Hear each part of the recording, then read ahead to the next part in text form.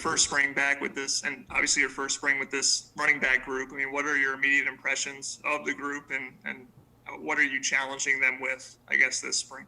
My impressions coming in were a very smart group, very talented, very much bought into the culture. I mean, and it shows every day.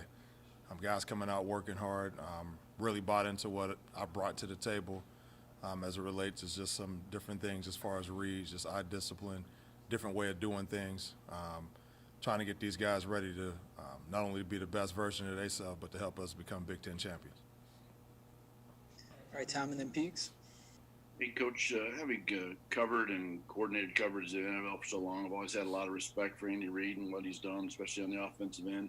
Can you tell me a little bit about, from a running backs coach perspective and you personally, the things you've learned from Andy that help you do your job as well as you do? Well, I mean, the first thing was just kind of confirmation. It was a strong confirmation when I got there that I've obviously just getting that job that I've done good things. Getting there and being specifically under Coach Reid and a phenomenal staff, just learning some of the intricacies of the position, how we fit into the bigger picture, how we can be used to exploit things in the defense, and just really, you know, how we can be the engine and make everything work because we're involved in all aspects of the game as far as, you know, protections, catching the ball, blocking, obviously, and running. So just, you know, a overall appreciation for what the backs can bring to the table on that level has obviously bolstered some of my overall impact and just knowledge to bring to this level to bring these guys up. And Peaks and Kevin. Hey, Coach, how has Tim Baldwin looked this spring? And we just saw a little bit, you know, of him last fall. Is he's going to be able to push for that starting job? Well, I mean, right now I'm preparing all these guys to be the starter.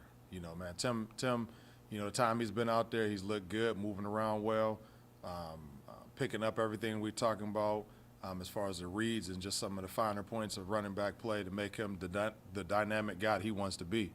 But that goes beyond Tim and goes to the whole entire room. So just big on making the whole room, you know, strong. I think all the guys see that, all the other coaches see how I'm trying to fortify every skill of every guy in the room to make us a championship team. And we got to have depth there. But to go to your original question, really excited about Tim, excited about all the guys. But, you know, Tim's been doing good things. Kevin, then Matt. Yeah, just Coach, following up on that point a little bit. I mean, have any backs though separated themselves, and how do you fill the void of Stevie, who obviously he was kind of a feature back? Do you view it more as by committee, or how does that process come about in terms of, you know, preparing guys for carries? Well, I mean, just what we're doing. You know, I guess my history has shown that I'll play a bunch of guys. You know, obviously you would like a guy to separate himself as the lead guy. I mean, there's only one guy that can go out there first. There's going to be one guy on the top part of the depth chart. However, you got a strong supporting cast of guys that can go in there and do different things and carry the load if people get chipped up. So always been big on, you know, building the room from the bottom up because, yeah, you got some top guys. Of course you feel good about that. But what about your depth? You know, so it's going to be interesting to see how it plays out, you know, as we continue to go through, you know, conclude spring ball. Still got 3 practices left to go out there and put our stamp on it, go through the summer as far as continuing to fortify skill sets, and then come into the fall and let's put it all down and get ready to make this run through the Big Ten and win the championship. So excited about these guys. The guys doing everything I asked them to do. Their job is to make it hard for us to make decisions. And those guys have been doing that because we've had different guys step up and show various levels that can help us win championships, and that's what I'm here to do. Matt and Jim Coyle. Hey, Coach, how you doing? All right. I'm going to ask you about David Ellis. You know, when he came in, he was a receiver, got moved to running back last year. You know, a guy that's got a lot of versatility. Just what have you seen from him, and I guess what kind of things can he do for you in that running back room as far as being able to maybe, you know, catch passes, but, you know, as well as run the ball? Actually, I mean, I've been very impressed with David Ellis. You know, when I watched IU last year, I seen him getting time in there with Stevie and was, you know, a little bit I could see kind of glancing back and forth. I was impressed with what he brings to the table. Obviously, getting the opportunity to come here and work on a daily basis with David. I've been, impressed with just his demeanor, the fact that he, is very driven. He's a leader of that room. His skill set is amazing as far as being able to catch the ball and make guys miss in space, a big, strong guy. I'm just excited to continue to build on his overall running back skill to make him, not just hey, I'm a great out-of-the-backfield receiver, but I'm a legitimate upper-end all-around running back. So he's committed to doing that, and I feel very confident about being able to fill those spaces to get him where he needs to be. All right, Jim, and then Dustin. Coach, talk about someone like Charlie Spiegel and what he can bring to this room. He doesn't get talked about a lot. He's not a scholarship player, but he's one of those guys we've been hearing about, and I'm thinking one of those guys that could surprise a lot of people and be the bruiser that Indiana has not really had in the last couple of years. I mean, Stevie got in there, but they have not had truly a guy that could just get into that line and gain that extra yard. Chuck Spiegel, man, that guy's he's been impressive to me. Probably the thing that is impressing me most is just the fact that every day he does something that pops out to you, that he's studying, himself. He's taking coaching. His level of urgency has increased tenfold over the last few weeks.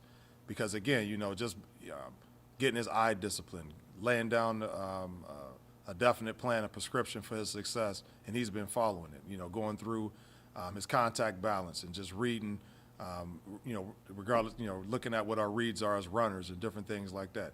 I mean, he made a cutback the other day. This might have been 2 Saturdays ago. The whole room was like, man, where'd that come from? But again, just understanding what he's looking at, feeling a little bit more confident in what he's looking at, what the expectation is.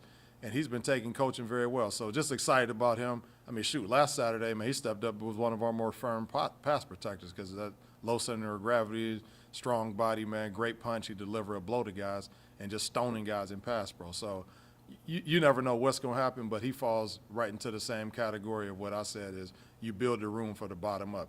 You get all these complementary pieces strong, and obviously as you're doing that, you're raising the level of your upper talented guys in the room, and you're getting what you want. You're getting a total all-around room that got buy-in, got skill set that's going to get us to a championship. Dustin, then John. Hey, Coach. Tom Allen talked really back in January about the possibility of trying to make the running game more multiple. I know you obviously can't tell us too much about what that means schematically and give too much away, but I mean, what does that mean to you, and what kind of progress do you guys feel like you've made this spring in terms of, again, making the running game more multiple?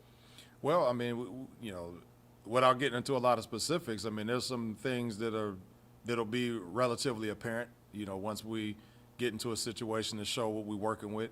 But the number one thing is just continuing just to bolster the confidence of the guys in the room, putting guys in a situation to be successful, showing Coach Sheridan, the offensive line coach, Coach Hiller, and Coach Allen that the running back room can be counted on to take us to the next level. So right now we're just kind of taking care of our business, making sure, yards after contact, catching the ball, protecting the quarterback, doing all the things we need to do to gain confidence as far as, having the head coach and the offensive coordinator feel confident as. And I think we've been doing that.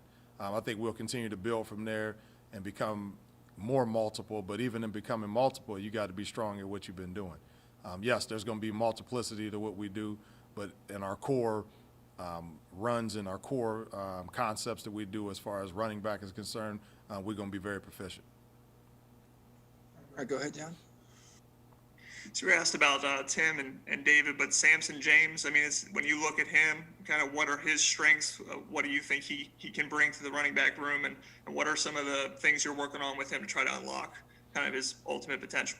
Well, I mean, Sampson was one of the first guys I talked to, when I got the job, and just hearing him be honest about where he is and what he wants to do, and being so open to some of the things. I mean, I just told him a couple things as far as, what I would bring to the table as far as some of the reads and different things like that I'm pretty, got a pretty good reputation for as far as making it easy for guys and then giving them applicable drills that transfer over to 11-on-11 football. So just getting his buy-in as one of the leaders of the group helped.